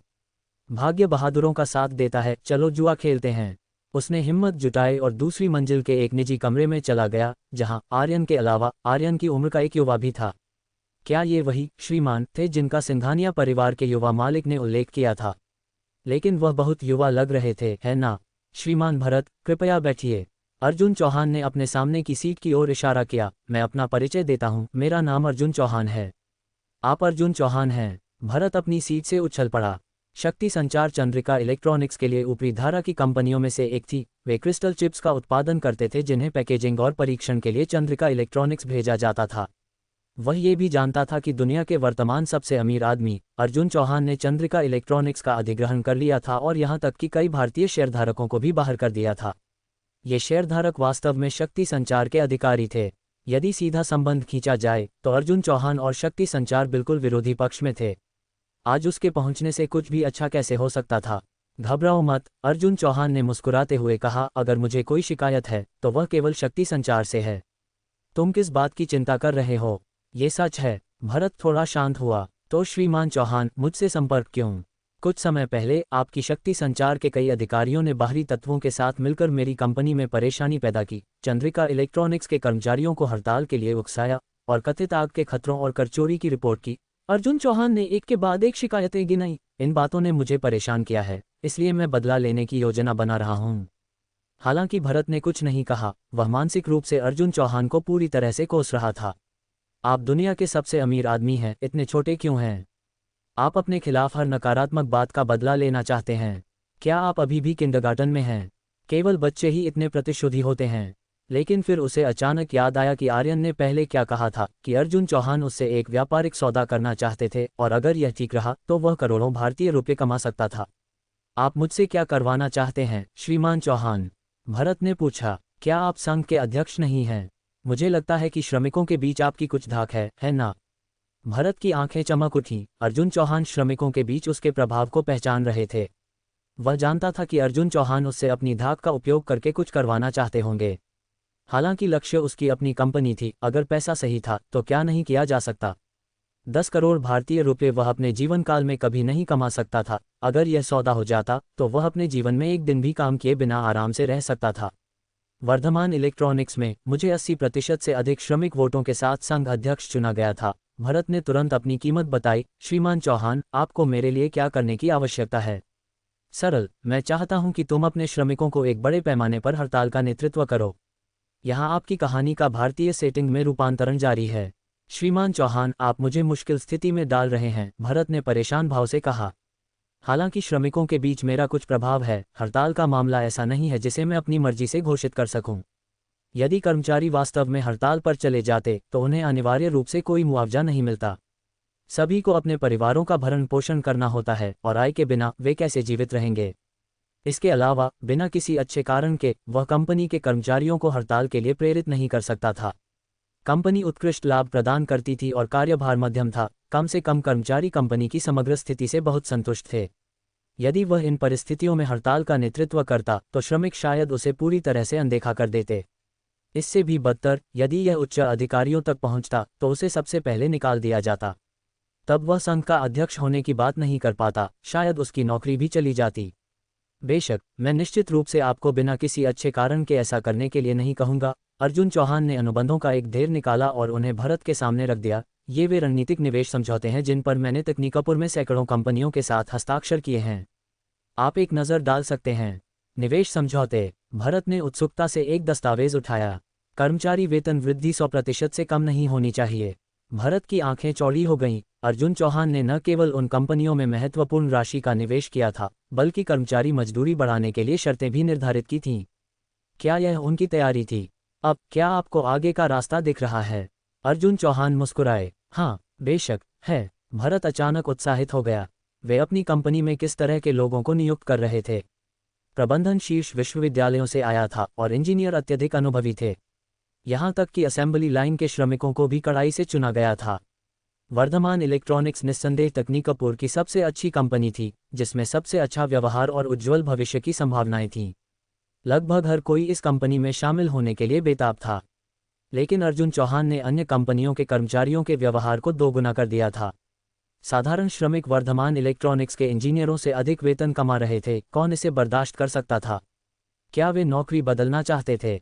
वे कर सकते थे, लेकिन अर्जुन चौहान के अनुबंध में निर्दिष्ट था कि नौकरी बदलने वाले कर्मचारियों को वेतन वृद्धि नहीं मिलेगी। इसका मतलब था, भले ही वर्धमान इलेक्ट्रॉनिक्स के कर्मचारी अन्य अवसरों की तलाश करना चाहते थे, उनके पास कोई रास्ता नहीं था जब तक कि वे तकनीकापुर छोड़ न दें। यदि वे जीविका कमाना चाहते थे तो उन्हें वर्धमान इलेक्ट्रॉनिक्स में ही रहना होगा। भले ही भरत ने इसे उकसाया न हो, जब पूरे कार्यबल को ये खबर पता चलेगी तो वे शायद आउटरेज्ड होंगे। श्रमिकों के बीच अपने प्रभाव और प्रतिष्ठा का उपयोग करते हुए उसे विश्वास था कि वह उनमें से कम 50% को विरोध में हड़ताल करने के लिए प्रेरित कर सकता है। भरत ने अपना आत्मविश्वास व्यक्त किया। अर्जुन चौहान को प्रसन्न होने की उम्मीद थी, लेकिन अर्जुन चौहान ने भौहें चढ़ा लीं।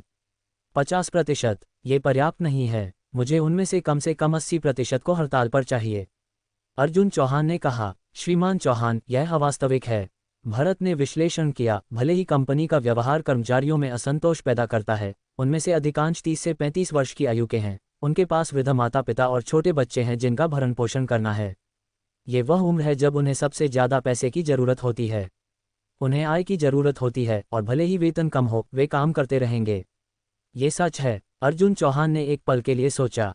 जब लोग संकट में होते हैं, जब तक उनके पास आय होती है, चाहे परिस्थितियां कितनी भी कठिन, थकाऊ या अनुचित क्यों न हो, वे इसे सहन करेंगे। हर किसी में बर्तन तोड़ने और हड़ताल करने का साहस नहीं होता।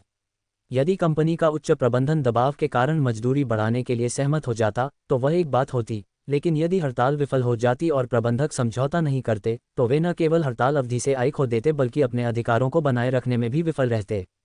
सबसे महत्वपूर्ण बात यह है कि वे कंपनियां इतनी अधिक वेतन वहन कर सकती थीं क्योंकि अर्जुन चौहान, दुनिया के सबसे अमीर आदमी, पर्दे के पीछे से चीज़ों में हेरफेर कर रहे थे। ये पैसा मूल रूप से मुफ्त था और उन्हें वेतन बढ़ाने की बिल्कुल भी परवाह नहीं थी। लेकिन वर्धमान इलेक्ट्रॉनिक्स के लिए यह अलग था। यदि वे भी कर्मचारी वेतन दोगुना करते तो यह एक बहुत बड़ी लागत होगी, एक ऐसा नुकसान जिसे पूरी कंपनी शायद सहन न कर पाए। यदि यह 1 या 2 महीने तक खींचता तो भले ही कंपनी इसे वहन कर सकती, कर्मचारी शायद नहीं। क्या आपके संघ के पास एक संघ कोष है? अर्जुन चौहान ने पूछा। हाँ, भरत ने जवाब दिया, संघ का कोष कंपनी के वार्षिक राजस्व से लाभांश से आता है। हम इसका उपयोग विशेष छुट्टियों पर कर्मचारियों के लिए उपहार खरीदने या कंपनी में उत्कृष्ट योगदान देने वाले कर्मचारियों को पुरस्कृत करने के लिए करते हैं। मुझे खाता नंबर 2। भरत ने तुरंत संख्याओं की एक श्रृंखला बताई। कर्मचारियों के समर्थन के कारण उसने हमेशा इस कोष का प्रबंधन किया था। आर्यन, इस खाते में 100 करोड़ भारतीय रुपये स्थानांतरित करने के लिए प्रतिबंधित करो। हाँ, श्रीमान चौहान। एक पल बाद भरत को बैंक से एक टेक्स्ट मिला जिसमें पुष्टि की गई कि खाते में वास्तव में 100 करोड़ भारतीय रुपये की भारी राशि प्राप्त हुई थी। श्रीमान चौहान, क्या वे अपनी आय का स्रोत खोने के बारे में चिंतित नहीं हैं? अर्जुन चौहान मुस्कुराए, ठीक है, अगर हम उन्हें वेतन के साथ हड़ताल करने दें तो कोई समस्या नहीं होगी, है ना? सवेतन हड़ताल? मैंने शौच करने के लिए पैसे मिलने के बारे में सुना है, लेकिन सवेतन हड़ताल के बारे में कभी नहीं सुना।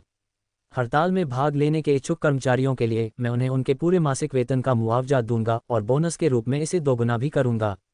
मेरी केवल एक शर्त है, इस हड़ताल का पैमाना बड़ा होना चाहिए और ये लंबे समय तक चलना चाहिए। आपके वचन के साथ मुझे विश्वास है कि 90% से अधिक लोग हड़ताल पर चले जाएंगे। न केवल काम करने की आवश्यकता नहीं, बल्कि दोगुना वेतन भी प्राप्त करना, ऐसा सौदा कौन नहीं चाहेगा? अच्छा, अर्जुन चौहान ने संतुष्टि में सिर हिलाया, आज से मैं हर महीने इस खाते में 100 करोड़ भारतीय रुपये जमा करूंगा।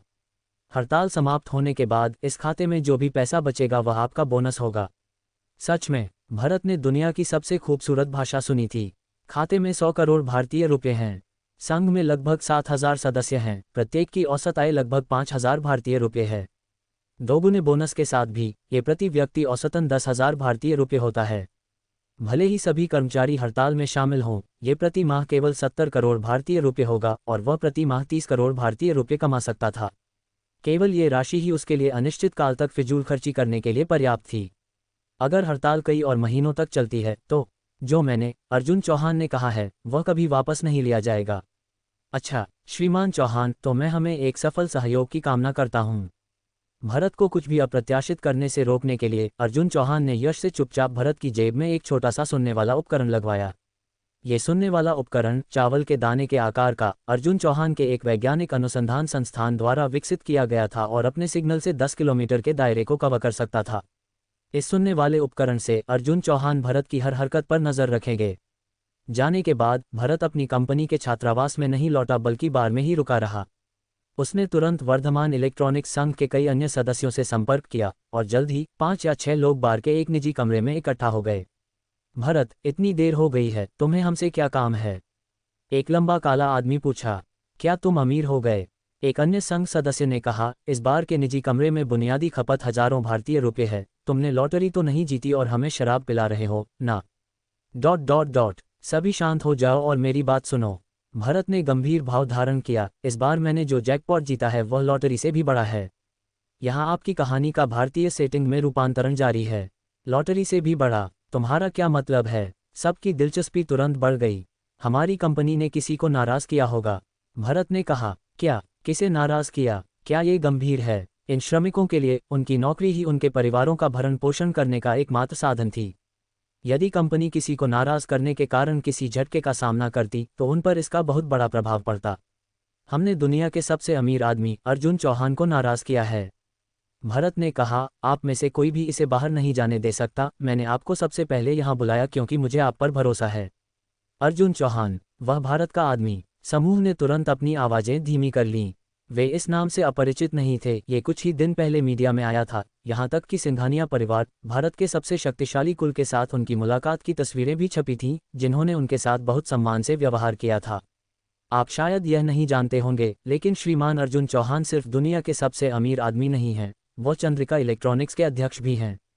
भरत ने कहा, वह चंद्रिका इलेक्ट्रॉनिक्स के अध्यक्ष हैं? कोई आश्चर्य नहीं। क्या ऐसा हो सकता है कि वह इस बार भारत में वर्धमान इलेक्ट्रॉनिक्स में हमसे निपटने आए हों? वर्धमान इलेक्ट्रॉनिक्स के कर्मचारियों के रूप में वे कुछ आंतरिक तर्क नहीं समझ सकते थे, लेकिन वर्धमान के भीतर यह आम जानकारी थी कि उसके एक निदेशक ने चंद्रिका इलेक्ट्रॉनिक्स को भारत के आंतरिक हिस्सों में उच्च स्तरीय चिप्स बेचना बंद करने के लिए मजबूर करने की कोशिश की थी। कहा जाता था कि उस निदेशक को अर्जुन चौहान ने अपमानित किया था और चंद्रिका इलेक्ट्रॉनिक्स के निदेशक मंडल से बाहर निकाल दिया था। वर्धमान इलेक्ट्रॉनिक्स और चंद्रिका इलेक्ट्रॉनिक्स के बीच संघर्ष को लगभग असंगत बताया जा सकता था। यदि यह अतीत की चंद्रिका इलेक्ट्रॉनिक्स होती तो वह एक बात होती, आखिरकार वे स्वयं क्रिस्टल चिप्स का उत्पादन नहीं कर सकते थे और वर्धमान इलेक्ट्रॉनिक्स से आपूर्ति के बिना कंपनी व्यावहारिक रूप से बर्बाद हो जाती, इसलिए टूटा हुआ रिश्ता मायने नहीं रखता। लेकिन अर्जुन चौहान के चंद्रिका इलेक्ट्रॉनिक्स के अध्यक्ष के रूप में पदभार संभालने और यहां तक कि ये दावा करने के साथ कि वह अपना स्वयं का अनुसंधान और विकास करेंगे, ये पूरी तरह से एक अलग कहानी थी। दुनिया में जो कोई भी अर्जुन चौहान को जानता था वह जानता था कि वह कितने अमीर थे, एक ऐसी राशि जो आज तक अज्ञात है। ये सही है, वह वर्धमान इलेक्ट्रॉनिक्स से निपटने आए हैं, भरत ने कहा, लेकिन ये हमारे लिए एक अवसर है। हमारा अवसर? बिल्कुल, भरत ने कहा। श्रीमान अर्जुन चौहान ने अभी मुझसे संपर्क किया, उम्मीद है कि मैं उन्हें एक काम में मदद कर सकूं। भरत ने अर्जुन चौहान के साथ अपनी हाल की बातचीत को मोटे तौर पर सुनाया, बेशक मुआवजे के बारे में कुछ विवरण जानबूझकर छोड़ दिए। वह निर्दयी है। भारत के शब्दों में ये 1000 दुश्मनों को मारने और खुद को 800 से नुकसान पहुंचाने जैसा है। ये केवल आपको ऐसा लगता है, भरत ने कहा। श्रीमान अर्जुन के लिए 20 अरब अमेरिकी डॉलर शायद एक बूंद भी न हो। श्रीमान अर्जुन को केवल परिणामों की परवाह है, पैसे की नहीं। तो आप कह रहे हैं हमें बस कंपनी के शीर्ष अधिकारियों को धमकाने के लिए श्रमिकों की हड़ताल को उकसाना है ताकि श्रीमान अर्जुन को कुछ रियायतें मिलें, क्या ऐसा ही है? एक बार यह हो जाने के बाद आप में से प्रत्येक को 10 लाख अमेरिकी डॉलर का इनाम मिलेगा, भरत ने कहा। और श्रीमान अर्जुन वादा करते हैं कि यदि वर्धमान गिरता है तो वह हमें अन्य नौकरियां खोजने में मदद करेंगे जिसमें अब से कम मुआवजा नहीं होगा। 10 लाख अमेरिकी डॉलर! सभी खुशी से झूम उठे। उस पैसे से वे मौके पर ही सेवानिवृत्ति पर विचार कर सकते थे। मैं तैयार हूं। इतने अच्छे सौदे के साथ केवल एक मूर्ख ही इसे छोड़ देगा। मैं लंबे समय से इन पिशाचों के लिए काम छोड़ना चाहता था। ठीक है, तो कल हम... दीपक, क्या तुमने सुना? क्रिस्टल यांत्रिकी के इंजीनियरों को हाल ही में वेतन वृद्धि मिली है। सच में? कितनी बड़ी? दीपक नाम के एक इंजीनियर ने लापरवाही से पूछा। उनकी नज़रों में उनके आसपास की वे छोटी कंपनियां वर्धमान इलेक्ट्रॉनिक्स के स्तर तक अपनी मजदूरी नहीं बढ़ा सकती थीं, चाहे वे कितनी भी बढ़ाएं। और यह कला मशीनरी सिर्फ कुछ मिलियन अमेरिकी डॉलर के पैमाने वाली एक छोटी कंपनी थी। ये दोगुना हो गया। इंजीनियरों का वेतन 4000 अमेरिकी डॉलर तक पहुंच गया। क्या 4000 अमेरिकी डॉलर? ये कैसे संभव है? मुझे भी पहले असंभव लगा, लेकिन मेरा एक दोस्त वहां काम करता है। उसने मुझे बताया कि उन्होंने वास्तव में वेतन बढ़ाया है। धड़ाम बोलने के बाद उसने अपनी मुट्ठी मेज पर जोर से पटकी। ऐसा लगता है कि हमारी कंपनी का मालिक वास्तव में कंजूस है। मैं यहाँ 10 साल से इंजीनियर हूँ और मेरा वेतन सिर्फ 4000 अमेरिकी डॉलर है। हालांकि दीपक अभी भी नीचे देख रहा था और अपना काम कर रहा था। ये स्पष्ट था कि उसके भाव बदल गए थे। खबर फैलाने वाले इंजीनियर ने दीपक के भाव पर एक चुपके से नजर डाली और फिर एक धूर्त मुस्कान दिखाए। वह उन संघ सदस्यों में से एक था जो कल भरत से मिलने गए थे। हालांकि ये खबर फैलने की सिर्फ शुरुआत थी। क्या सिडेक इलेक्ट्रॉनिक्स में उत्पादन लाइन के इंजीनियरों का वेतन 5000 अमेरिकी डॉलर तक बढ़ गया? ये हमारे मध्य स्तरीय इंजीनियरों के समान स्तर पर है। ओनिक संचार में वेतन वृद्धि और भी अपमानजनक है। उनके असेंबली लाइन के श्रमिकों का वेतन 4000 अमेरिकी डॉलर तक बढ़ गया है, मध्य स्तरीय इंजीनियरों का 6000 अमेरिकी डॉलर तक और वरिष्ठ इंजीनियरों का 8000 अमेरिकी डॉलर तक पहुंच गया है। क्यों असेंबली लाइन के श्रमिकों का वेतन हमारे इंजीनियरों से अधिक क्यों है? अगली सुबह कर्मचारियों के बीच धीरे धीरे एक अफवाह फैल गई और स्वाभाविक रूप से भरत ही वह था जिसने इसे फैलाया। लेकिन देखना ही विश्वास करना है, अधिकांश लोगों ने सोचा कि इस खबर की विश्वसनीयता अधिक नहीं थी, इसलिए उन्होंने इस पर ज़्यादा ध्यान नहीं दिया। हालांकि कार्यबल में हमेशा कुछ लोग ऐसे होते हैं जो मामलों में बहुत गहराई से उतरते हैं और उनमें से कुछ ने अपने संपर्कों के माध्यम से आसपास के उद्यमों के वेतन और लाभों के बारे में पूछताछ करना शुरू कर दिया। और उनके आश्चर्य के लिए उन्हें जो परिणाम मिले वे कंपनी के भीतर प्रसारित होने वाले परिणामों के बिल्कुल समान थे। वर्धमान इलेक्ट्रॉनिक्स के कर्मचारी कुछ सबसे उच्च सामग्री वाला काम कर रहे थे और कंपनी के लिए सबसे अधिक लाभ कमा रहे थे, पूरे शहर में सबसे कम मजदूरी प्राप्त कर रहे थे। तुरंत भीड़ गुस्से से उबल पड़ी। नहीं, एक संघ सदस्य ने अचानक अपना काम छोड़ दिया। हमें ऐसा शोषण क्यों सहना चाहिए? हमें कंपनी से वेतन वृद्धि की मांग करनी चाहिए। हर कोई अपने दिल में वही सोच रहा था, लेकिन जैसा कि एक पुरानी भारतीय कहावत है, बंदूक उस पक्षी को मारती है जो अपना सिर बाहर निकालता है, और कोई भी वह पक्षी नहीं बनना चाहता था। लेकिन जब पहले व्यक्ति ने अपने आंतरिक विचारों को आवाज़ दी तो दूसरों ने जल्दी से अपनी सावधानी छोड़ दी। ये सही है, हमें अपने अधिकारों को बनाए रखना होगा। हमें इस तरह के अन्याय को क्यों सहना चाहिए? एक दोस्त और मैं तकनी कपूर एक साथ आए थे। मैंने ये नौकरी पाने के लिए कई दौर के साक्षात्कार दिए, लगभग हर दिन ओवरटाइम काम किया, जबकि उसने बस एक साधारण नौकरी ली, हर दिन समय पर निकलता था और अब वह मुझसे प्रति माह $1000 अधिक कमाता है। क्यों? कंपनी ने अपने मुनाफे में हेराफेरी की होगी। वह सारा पैसा शेयरधारकों के पास चला गया होगा। हमें कंपनी के खिलाफ विरोध करना होगा। बिल्कुल, हम आज्ञाकारी भीड़ें नहीं हो सकते, वरना कंपनी का हम पर शोषण और भी बदतर हो जाएगा। हमें अपनी ओर से कंपनी के साथ बातचीत करने के लिए एक प्रतिनिधि की आवश्यकता है। कौन जाने को तैयार है? क्या हमारे पास एक संघ नहीं है? संघ के लोगों को इसे करने दो। अचानक दर्जनों आंखें भरत पर केंद्रित हो गईं, जो भीड़ के बीच चुपचाप काम कर रहा था। भरत, तुम वर्धमान इलेक्ट्रॉनिक्स संघ के अध्यक्ष हो, तुम्हें हमारा प्रतिनिधित्व करना चाहिए और कंपनी से बात करनी चाहिए। ये सही है, हम सभी आपका समर्थन करते हैं। हमारे पीछे होने से कंपनी तुम्हें कुछ भी करने की हिम्मत नहीं करेगी। तुम्हें बस हम सभी के लिए बोलना है। भीड़ के शोरगुल के बीच भरत ने एक गहरा मुस्कान दिखाई, लेकिन उसने उसे तुरंत दबा दिया। अत्यंत नेक लहजे में भरत ने कहा, चूंकि सभी मुझ पर भरोसा करते हैं, अध्यक्ष के रूप में यह मेरा कर्तव्य है। यहाँ आपकी कहानी का भारतीय सेटिंग में रूपांतरण जारी है। वर्धमान इलेक्ट्रॉनिक्स के बोर्ड रूम में हलचल थी, क्योंकि शेयरधारक पिछले साल के कार्य सारांश की समीक्षा के लिए इकट्ठा हुए थे। राज्य के स्वामित्व वाले हिस्से के अलावा वर्धमान इलेक्ट्रॉनिक्स के शेष शेयर 12 प्रमुख शेयरधारकों के बीच विभाजित थे, जिसमें अध्यक्ष के पास 8.74% स्टॉक था, जिससे वह कंपनी में सबसे अधिक निजी स्वामित्व वाले व्यक्ति बन गए थे। दूसरे सबसे बड़े शेयरधारक के पास 7.88% शेयर थे, जिससे इन दोनों शेयरधारकों को वर्धमान इलेक्ट्रॉनिक्स में सबसे प्रभावशाली आवाज मिली थी। अध्यक्ष मोहनलाल नाम के एक विशिष्ट भारतीय थे, जिन्होंने केबल व्यवसाय में अपनी किस्मत बनाई थी और अब उनकी संपत्ति 10 अरब के करीब थी। दूसरे सबसे बड़े शेयरधारक सिंधु देश के एक निवासी थे, जिनका नाम यशवंत राव था, जिन्होंने सिंधु देश की क्योटो विश्वविद्यालय से स्नातक किया था। अपने विश्वविद्यालय के दिनों से ही वह एक प्रमुख व्यक्ति रहे थे और उन्होंने अकेले ही एक चिप डिज़ाइन कंपनी की स्थापना की थी।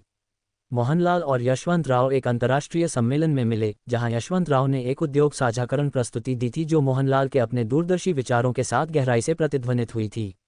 बाद में दोनों ने वर्धमान इलेक्ट्रॉनिक्स बनाने के लिए एक साझेदारी बनाने के लिए अपनी कंपनियों में अपनी हिस्सेदारी बेच दी। दशकों के विकास के साथ कंपनी अपनी वर्तमान स्थिति तक पहुंच गई थी। कंपनी के भीतर मोहनलाल और यशवंत राव को अपार सम्मान प्राप्त था, और यहां तक कि राज्य भी कभी कभी उनके विचारों और निर्णयों को मानता था। इस साल वैश्विक महामारी के कारण हमारी उत्पादन वृद्धि दर थोड़ी धीमी हो गई है। हालांकि पिछले साल की इसी अवधि की तुलना में अभी भी 5% की वृद्धि हुई है, और यह सभी शेयरधारकों और हमारी पूरी कंपनी की कड़ी मेहनत का परिणाम है। मोहनलाल ने स्मार्ट कपड़े पहने हुए शेयरधारक बैठक की अध्यक्षता करते हुए कहा। अध्यक्ष महोदय, भारत बाजार के एक हिस्से को छोड़ने के बाद आज के ऑर्डर काफ़ी कम हो सकते हैं, एक शेयरधारक ने उल्लेख किया। मोहनलाल ने ठंडी सांस ली। चंद्रिका इलेक्ट्रॉनिक्स वास्तव में अज्ञानी है। भावनात्मक मूल्यों से चिपके रहने के लिए पैसा कमाने से चूकना बेतुका है। वास्तव में उनके व्यवसाय का एक महत्वपूर्ण हिस्सा पहले चंद्रिका इलेक्ट्रॉनिक्स के माध्यम से भारत से जुड़ा हुआ था, और यह कहा जा सकता है कि उनके अधिकांश ऑर्डर भारतीय लोगों से आते थे। चंद्रिका इलेक्ट्रॉनिक्स के साथ साझेदारी में दरार का उन पर वास्तव में बहुत बड़ा प्रभाव पड़ा था, लेकिन इससे कोई फर्क नहीं पड़ता। हमने अपने पड़ोसी सिंधु देश में एक नई पैकेजिंग और परीक्षण फैक्ट्री का समर्थन किया है। उनकी श्रम लागत भारत से कम है, और हालांकि उनकी मांग भारत की आधी है, हमारी कंपनी अभी भी नई साझेदारियों का पता लगाने के लिए कड़ी मेहनत कर रही है। इस साल के कारोबार में ज़्यादा बदलाव नहीं आएगा। मोहनलाल के शब्द निस्संदेह शेयरधारकों के लिए एक शक्तिशाली मनोबल बढ़ाने वाले थे। उन्हें इस बात की अधिक चिंता थी कि क्या उनके अपने हितों को नुकसान होगा। उनके क्रिस्टल चिप्स किसे बेचे गए, इससे उन्हें बहुत कम सरोकार था। अध्यक्ष महोदय, मैंने हाल ही में अपने कर्मचारियों से कुछ अफवाहें सुनी हैं, और मुझे लगता है कि उनका उल्लेख करना आवश्यक है। एक अन्य शेयरधारक ने अचानक कहा।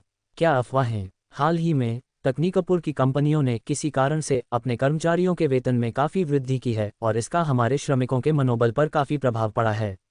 हा, मोहनलाल ने उपेक्षा से हंसते हुए कहा। वास्तव में जैसे जैसे हमारे शहर की उद्योग श्रृंखला बड़ी होती जाती है और श्रमिकों का कल्याण सुधरता है, लाभ बढ़ाना कोई समस्या नहीं है।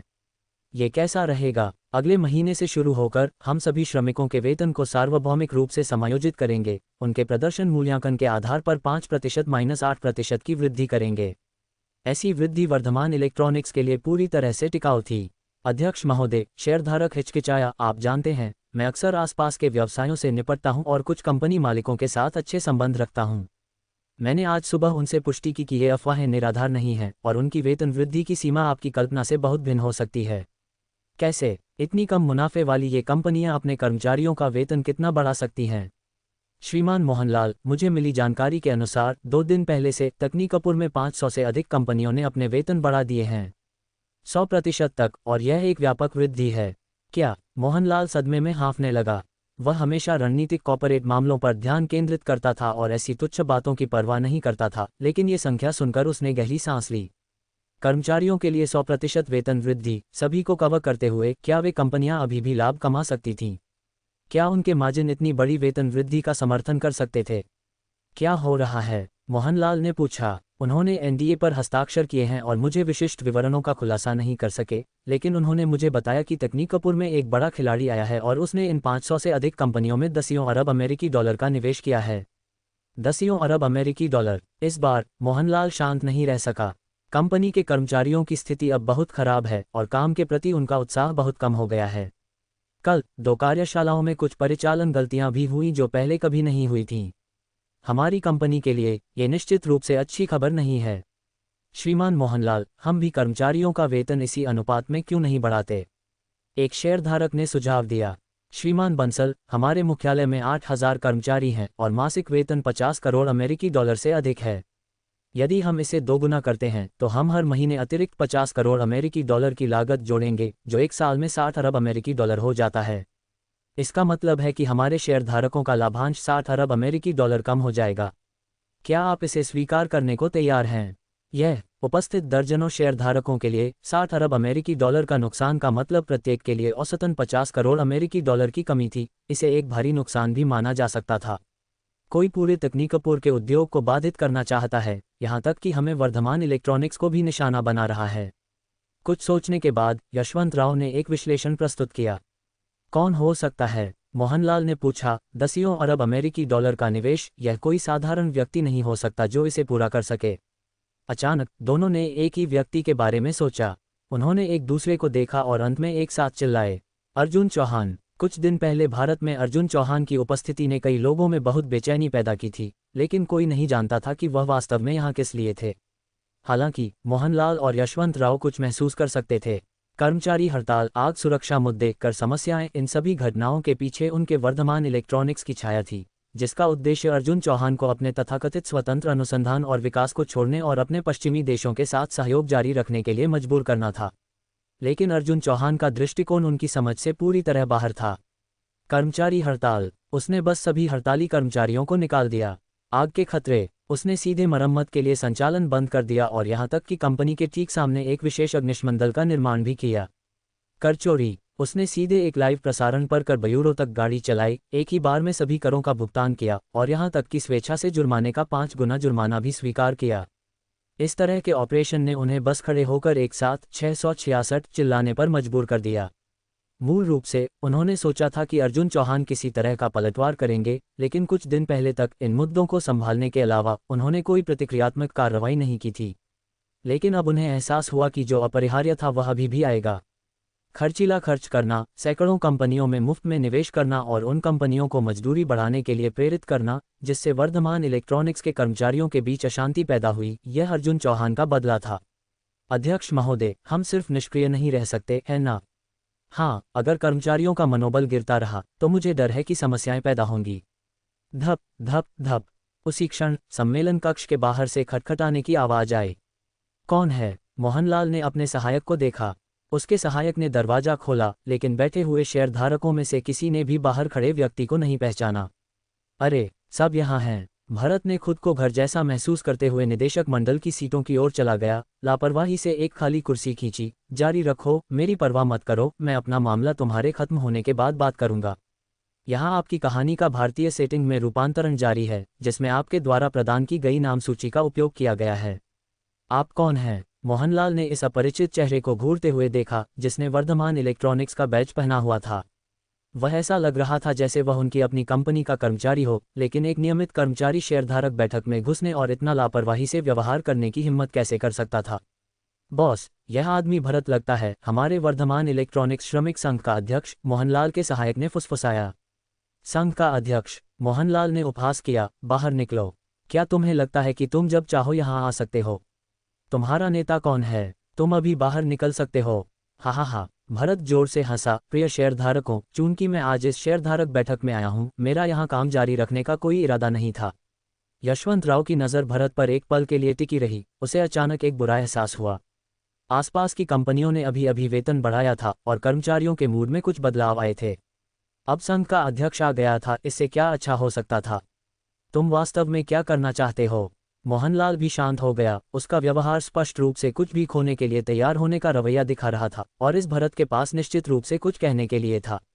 श्रीमान मोहनलाल, श्रीमान यशवंतराव, वर्धमान इलेक्ट्रॉनिक्स संघ के अध्यक्ष के रूप में मैं आज यहाँ हमारे 7,000 उत्पादन लाइन के श्रमिकों की सामूहिक आवाज का प्रतिनिधित्व करने आया हूँ। भरत ने मुस्कुराते हुए कहा, आपको भी पता होगा कि तकनीकपुर के सभी कंपनियों ने वेतन वृद्धि लागू की है, जो 100% तक बढ़ गई है।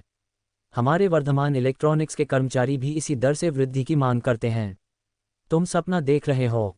मोहनलाल ने भरत के इरादों को जैसे ही उसकी पहचान जानी, समझ लिया, लेकिन वह फिर भी जोर से शाप देने से खुद को रोक नहीं पाया। उनसे, पूंजीपतियों से वेतन वृद्धि के बारे में बात करना, क्या यह अनिवार्य रूप से उनकी जान मांगना नहीं था? श्रीमान मोहनलाल, कृपया गुस्सा न हो। ये हमारे सभी कर्मचारियों की ओर से केवल पहली मांग है। भरत ने बार बार सभी कर्मचारी वाक्यांशों का उपयोग करते हुए बात की, खुद को नैतिक उच्च भूमि पर स्थापित किया। आप हमारे व्यापक कार्यबल की अन्य आवाज़ों को सुनना चाहेंगे? ठीक है, तुम बोलो, मैं सब सुन रहा हूँ। मोहनलाल ने गुस्से के बजाय हंसते हुए जवाब दिया, इस राष्ट्र में जो स्वतंत्रता का समर्थन करता है, कर्मचारी विरोध, हड़ताल और यहाँ तक कि प्रदर्शन भी बहुत सामान्य थे। अपनी स्थापना के बाद से वर्धमान इलेक्ट्रॉनिक्स ने कई ऐसी घटनाओं का सामना किया था। लेकिन जैसा कि कहावत है, हर चतुर चाल के लिए एक जवाबी चाल होती है। जब तक पूंजी इन पूंजीपतियों के हाथों में रहती है और जब तक प्रत्येक कर्मचारी को जीविका कमाने की आवश्यकता होती है, वे अनिवार्य रूप से पूंजी के अधीन होंगे। ये सैकड़ों वर्षों के इतिहास से परखा हुआ सत्य है। आत्मविश्वास महसूस करते हुए उसे विश्वास था कि वह सबसे जटिल स्थितियों को भी हल कर सकता है। हा हा हा। श्रीमान मोहनलाल वास्तव में एक अध्यक्ष हैं, आपका व्यवहार वास्तव में अलग है। भरत ने मोहनलाल की जोरदार प्रशंसा की। तो मैं बोलूँगा। इस महाद्वीप के कानूनों के अनुसार एक श्रमिक के काम के घंटे प्रति सप्ताह 40 घंटे से अधिक नहीं होने चाहिए, यानी प्रतिदिन 8 घंटे। भरत ने कहा, हम साप्ताहिक काम के घंटों में कमी की मांग करते हैं, प्रति सप्ताह 35 घंटे से अधिक नहीं, और हम एक अतिरिक्त सप्ताह के सवेतन वार्षिक अवकाश की भी मांग करते हैं। हमने सुना है कि हमारे पूर्व सहयोगी भारत के चंद्रिका इलेक्ट्रॉनिक्स ने हाल ही में अपने सभी कर्मचारियों को आधे महीने की छुट्टी दी थी, यहाँ तक कि सभी कर्मचारियों को छुट्टी पर जाने के लिए सब्सिडी भी प्रदान की थी। हम उसी व्यवहार की मांग करते हैं, कम से कम हर साल एक सवेतन छुट्टी, जिसमें कंपनी हमारे यात्रा खर्चों को कवर करे। तुम पूरी तरह से पागल हो गए हो। सभी शेयरधारकों के चेहरे गंभीर हो गए। पूंजीपति होने का क्या मतलब है? इसका मतलब है पूंजी के हेरफेर के माध्यम से श्रमिकों का शोषण करना। भरत द्वारा की गई हर एक मांग ने पूंजीपतियों के हितों को गंभीर रूप से नुकसान पहुंचाया। चंद्रिका इलेक्ट्रॉनिक्स ऐसा कर सकता है क्योंकि उनके मालिक अर्जुन चौहान पैसे को महत्वपूर्ण नहीं मानते हैं। यदि वे अर्जुन चौहान जितने धनी होते तो हाँ, इन चीज़ों पर विचार किया जा सकता था। लेकिन क्या आप दुनिया में अर्जुन चौहान जितना धनी कोई और व्यक्ति ढूंढ सकते हैं? ये बस असंभव है। हमारे संघ का सर्वसम्मति से मानना है कि कंपनी के लिए हम जो मूल्य बनाते हैं वह हमारे आसपास की कंपनियों और भारत के चंद्रिका इलेक्ट्रॉनिक्स के कर्मचारियों द्वारा बनाए गए मूल्य से कम नहीं है। इसलिए मुझे लगता है कि हमारे लिए समान लाभ होना पूरी तरह से उचित है, भरत ने घोषणा की। संघ के अध्यक्ष के रूप में हमारी कंपनी के कर्मचारियों को इतनी कड़ी मेहनत करते हुए देखकर भी उन्हें वह पारिश्रमिक नहीं मिल रहा है जिसके वे हकदार हैं, मुझे गहरा दर्द होता है। संघ के अध्यक्ष के रूप में मुझे लगता है कि कर्मचारियों की मांगों को सामने रखना और उन्हें व्यक्त करना मेरा कर्तव्य है। हम उसके बिना रह सकते हैं जो दूसरों के पास नहीं है, लेकिन जो दूसरों के पास है वह हमारे पास भी होना चाहिए। भरत द्वारा दिए गए कारण सरल थे। दूसरों के पास है, दूसरे हमसे हीन हैं, तो हमारे पास भी होना चाहिए। ऐसे लोग भी हैं जो 30 के दशक में मर जाते हैं, तुम क्यों नहीं मर जाते? इतनी सारी कठोर मांगें सुनने के बाद मोहनलाल जैसे अच्छे स्वभाव वाले व्यक्ति के लिए भी अपना गुस्सा नियंत्रित करना मुश्किल हो गया। श्रीमान मोहनलाल, मैं यहाँ कंपनी के कर्मचारियों की ओर से बातचीत कर रहा हूँ और आप मुझे ऐसी भाषा से अपमानित करते हैं। इस कारण से मैं मुकदमा करने का अधिकार सुरक्षित रखता हूँ और कुछ दिनों में एक वकील का पत्र आपके कार्यालय में पहुँचा दिया जाएगा। हा हा हा। वाह वाह, मुझे यह व्यक्ति पसंद है, वह प्रतिभाशाली है। अर्जुन चौहान, जो भरत की बातचीत सुन रहे थे, अपनी कॉफी पीते हुए ताली बजाए। जिस क्षण वह अंदर आया, उसने खुद को सभी कर्मचारियों के प्रतिनिधि के रूप में स्थापित किया। नैतिक रूप से वह अजेय स्थिति में था और जब उसने मांगें की तो वे तार्किक और सुस्थापित थीं। वकील के पत्र से चेतावनी देने का अंतिम कदम अर्जुन चौहान को यकीन था, भरत को उसने नहीं सिखाया था। अगर हम असहमत होते हैं तो क्या होगा? मोहनलाल ने पूछा। यदि आप सज्जन हमारी उचित मांगों से सहमत नहीं होते हैं तो हम अपने अधिकारों की रक्षा के लिए हड़ताल पर चले जाएंगे। क्या तुम हमें धमका रहे हो? मोहनलाल ने मेज पर हाथ पटका। श्रीमान मोहनलाल, हमारे कर्मचारियों को हड़ताल करने का अधिकार है और मेरा मानना है कि हमारी मांगें उचित हैं और उनमें धमकी का कोई तत्व नहीं है।